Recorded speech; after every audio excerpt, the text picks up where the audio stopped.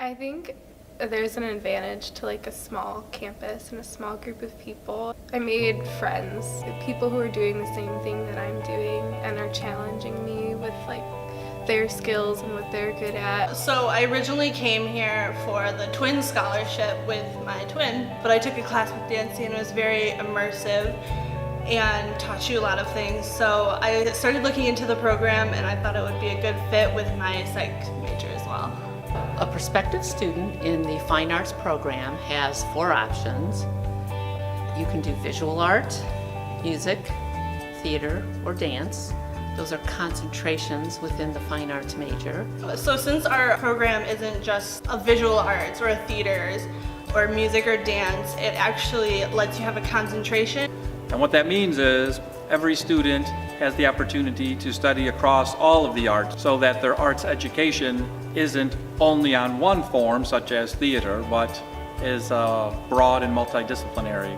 It allows them to gain experience and traction in fields that might not be their focus, but within which they could actually become employed.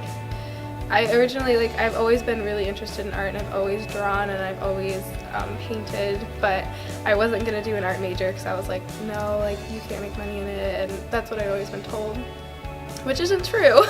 It's the multidisciplinary nature of our major.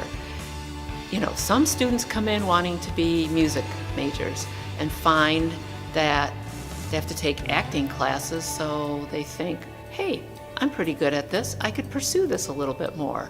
Well, we have a great faculty and staff here. Everyone's willing to help you here. The student actual majors are a really tight group of people who are willing to help you if you let them.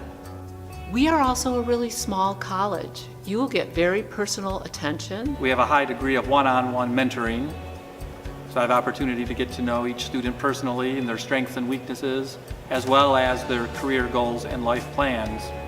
You're friends with your professor, but she's also your professor, and it's comfortable.